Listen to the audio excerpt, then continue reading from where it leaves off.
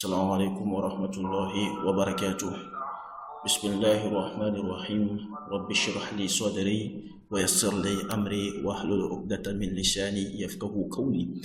الحمد لله رب العالمين. Inshallah, today we are continuing with lesson number 61, as you can see. And this particular lesson that is titled Al-Qatira, and it's going to be in two parts. So this is part one, and then there's going to be a second part of it. So without wasting much time, let's just kickstart. The topic, as you can see, is Al-Qatira. And Al-Qatira is simple means the train. I think we have seen this word before. So the author begin by saying that ذهب رشيد مع أبيه سعيد إلى المحطة يستقبل أخاه محمود. ذهب Rashid together with his father مع أبيه, together with his father, Zahaba ila al-Mahatta. They went to the station. So Rashid and his father went to the station. The Mahatta is the station. Yastaqbilu akhahu, to receive his brother Mahmudun. Who is Mahmud? Wa kana qadiman min Diyuband, and he was coming. Qadiman is ism fa'il, meaning he was the one who was coming. The verb here is qaduma or qadima, yaqdimu, which means to come. Okay, qaduma or qadima, yaqdumu means to come. Like Allah says, wa qadimna, on the day of judgment, Allah says, wa qadimna ila ma amilu min amalin, and we will come to whatever they have done of this. Faja'alnahu haba'an mansura.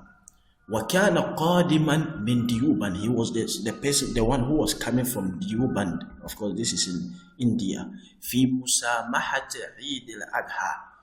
In the holy days of Eid al-Adha. Musamahatun means, it means pardon or excuse. Remember, if you pardon someone, that is musamaha.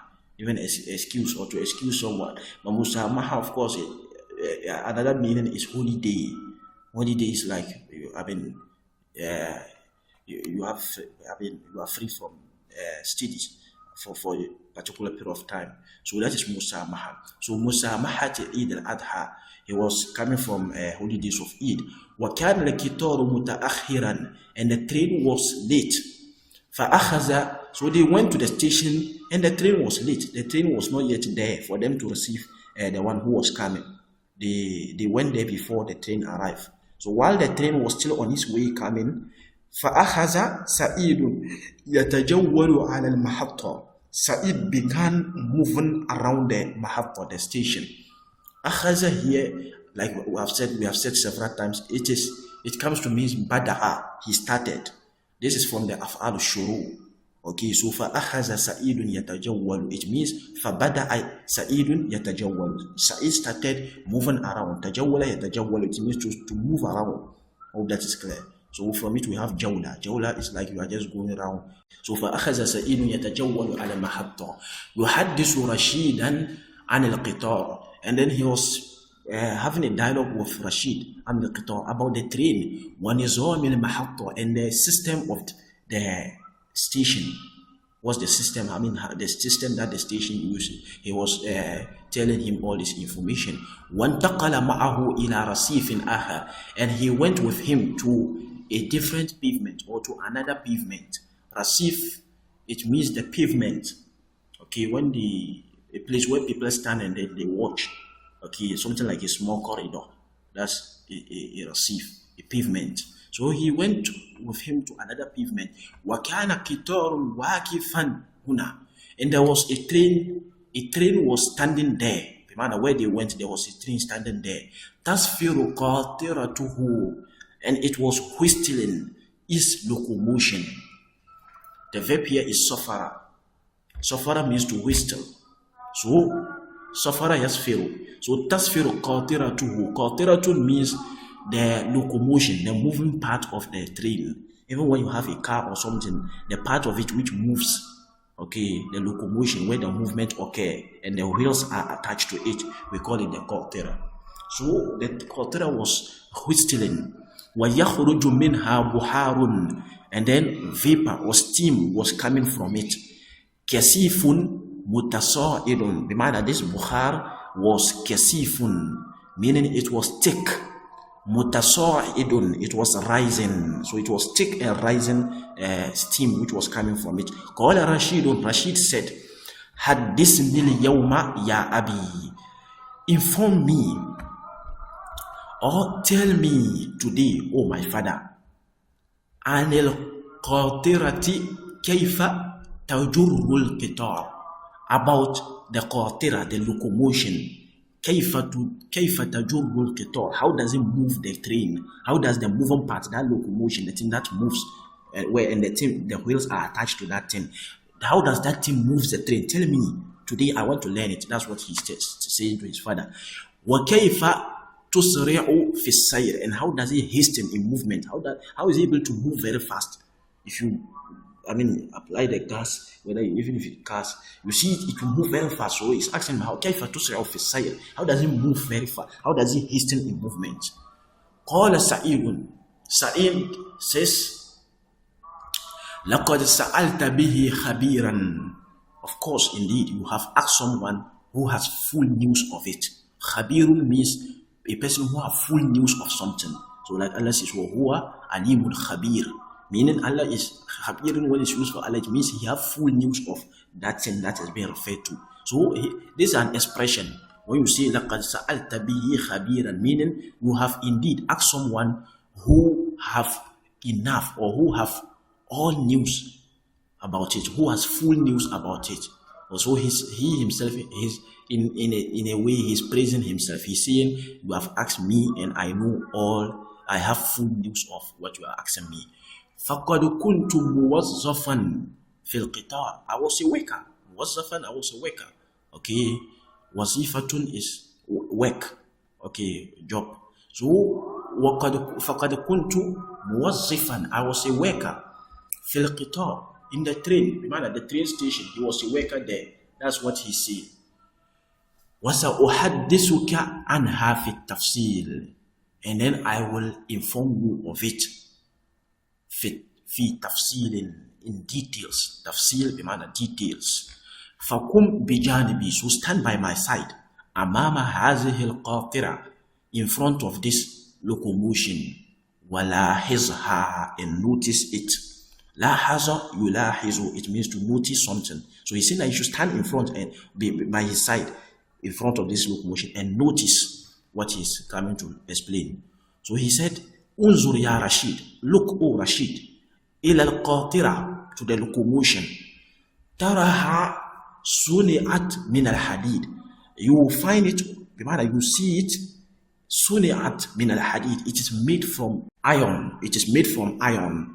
وَلَهَا سِتُّ أَجَلَاتٍ, and it has 6 wheels. تَسِيرُ عَلَيْهَا, it moves on it. It moves on these 6 wheels. وَهِيَ قَوِيَّةٌ جِدًّا, and it is very, very, very strong. These wheels are very strong. كَأَنَّهَا إِفْرِيتٌ مِنَ الْجِنِّ, as if it is إِفْرِيت مِنَ الْجِنِّ. When we say إِفْرِيتٌ مِنَ الْجِنِّ, okay, it means literally the most powerful. When we say إِفْرِيت, mainly even you find it in the Quran, as I think Surah An-Naml, like Allah says, قَالَ إِفْرِيتٌ مِنَ الْجِنِّ أَنَا آتِيكَ بِهِ قَبْلَ أَنْ يَرْتَدَّ إِلَيْكَ طَرْفُكَ. Sulaiman alayhi salatu wassalam, when he was having dialogue with his army, you know, Allah granted him armies of animals, armies of jinns, armies of several things. So one of the jinn, the powerful jinns, إِفْرِيتٌ مِنَ الْجِنِّ, one of the most powerful among the jinn. So Ifritu min al-jinn bimana is one of the powerful jinn, a powerful jinn, very strong among them is called the Ifrit. The verb, the actual word, it is coming from the word tafrit. Tafrit in Arabic language, when we say tafrit, it means to raise, okay, in dust, to raise in dust. When, if you look at the Arabic scene, when they used to fight, okay, in the olden days in the Arabic setting, you see that when they fight and then one person is defeated, then they are fighting on the ground. You know, the one who is on the floor, he'll be engulfed in dust. While they are fighting, there will be dust all over the place. And so the one who is hastening to raise up, to get up, leaving the one who is being defeated on the ground. So from it we have tafrid. This is called tafrid. Raising from sand. We call it tafrid. And this is used for, of course, jinns who are to depict the scene that they are bullying. Jinns who are very strong, and jinns who are bullying their colleagues. So call it ifrit. In simplicity, a powerful jinn is called ifrit. So كأنها ifrit min al-jinn, as if it is a very powerful one among the jinn. تجر كتار البضاعة. It moves, it moves or it drags كتار البضاعة, the cargo train. وهو طويل وثقيل جدا, and it is very tall, وثقيل, and very heavy. وتجر كتار الركاب, and then it drags or it moves the passenger train. وفيه الناس وأثقالهم, and in it is people and their goods. So the wheels drag all these things. You know the train, you see it as if it is joined. You see this one joined to this one, joined to this one. You see it as if it is part, but all joined together. So you see there's some kind of divisions in it. So that's what he's mentioning. Okay, that's what he's mentioning. The wheels drag all these things. I hope that is clear. The wheel drag all these things. The first one he says is the Kitarul Bida'a. Bida'atun means goose or cargo. Okay, goose. So the Kitarul Bida'a, there is one part of it is just used for goose. They store goose there. وهو طويل وثقيل جدا وتجر كتار الركاب, the passenger train where the passengers are sitting. وفيه الناس, that's what they say. وفيه الناس وأثقالهم, and they are loose. وتجر كتار السباق, and then it drags the racing train. This كتار السباق, it is a racing train. There is one part of the train that moves very fast. That one even moves faster than the train itself, and it moves to give some signals and then other information. وهو أسرع القطر, so that's what he's saying, and it is the fastest train. يقطع 45 ميلا في الساعة. It cuts or it covers. Okay, يقطع, it cuts, meaning it covers 45 miles في الساعة, in an hour. And then the wheels are able to drag all this. Now there's another part of the train, which is what? وَالْقِطَارُ السَّرِيعُ, and then the express train. يَقْطَعُ نَحْوَ 40 ميلا. It covers about 40 miles في الساعة, in an hour, per hour. وَالْقِطَارُ الْوَقَّافُ, and then the train al-waqaf, the stopping train, meaning it stops. So a train that stops a lot. That one, it stops or every small time it stops. يقطع نحو 30 ميلا. It cuts like 30 miles في الساعة, in an hour. تجر القطار من أقصى الهند إلى أقصاها. It carries the train. تجر القطار, it carries the train, it drags the train من أقصى الهند, from the farthest end of Hind, إلى أقصاها, to the other farthest end. مثلا, example. So Hind here is India. So trains are mainly very common in India. You find them, they have a lot of trains. They adopt to this system a lot. Okay, so تجر القطار من أقصى الهند. It drags the train from one far end of India to another far end. So Aqsa means farthest part of something, or farthest end of something. So that's how much this is Aqsa. Okay. مثلا من بمباي إلى بشاورة. So example from I think this is places. All these are places in India. Well, إلى بشاورة, to Bishawara. ومن دهلي إلى مدرسة, and from Delhi to Madrasa. And as I said, all these are places from India. So وقوة هذه القاطرة, and then the strength of this qatra, this locomotion, إنما هي البخار الحكير الذي لا تعبأ به. The strength of this locomotion, this moving part, is only the bukhar, the steam or the vapor, al-hakir, the weak. When we say something is hakir, it means the thing is is not that important. Something that you look down upon. something that is not useful, very useful. So that is hakir, something that no one even pay attention to it. It is less important. We call it hakir. So so the strength of this locomotion, why is this locomotion very strong? Because of what? Al-Bukhar al-Hakir, allazi la ta'ba'u bihi, the weak buhar, the weak vapor or steam, allazi la ta'ba'u bihi, that which you don't even concern about. Ta'ba'u bihi, that which you don't even concern about. وَلَا تُحَاسِبُ لَهُ حِسَابًا, and you do not add it to your calculation. لَا تُحَاسِبُ bihi hisaban, you do not even calculate it as part of your calculation, meaning you don't even attach importance to it. That's what he's saying. All these are expressions to mean you don't attach importance to it. La tuhasibu bihi hisaban wa la ta'ba'u bihi, la ta'ba'u bihi.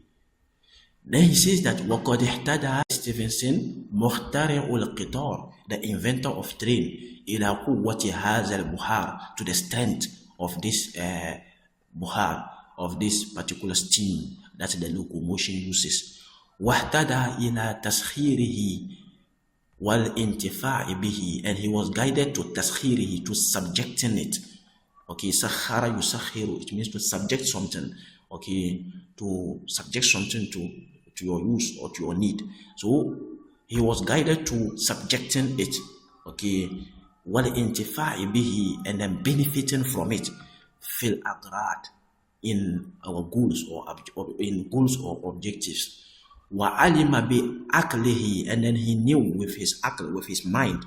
Wa dirasatihi, and his studies. Annahu bi quwwatihi yahmilu al-asqal, that he knew with his studies and his akl, his mind, that bi quwwatihi, with his strength, yahmilu asqal, with his strength it carries heavy loads. وَيَنْقُلُ الْجِبَالِ, and that it carries mountains. It can move mountains. يَنْقُلُ, to move something from one place to another. Okay.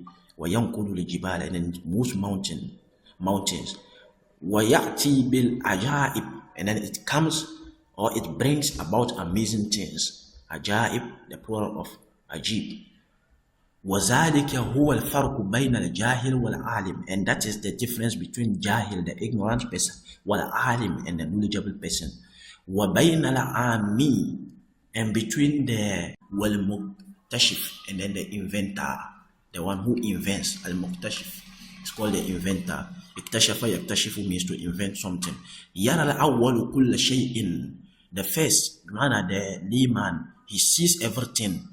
فَلَا يَرْفَعُ بِهِ رَأْسًا, and he does not raise head for it, meaning he does not even pay attention to it. That's what it means. So this is another expression to mean that he does not pay attention to it, he does not attach any importance to it.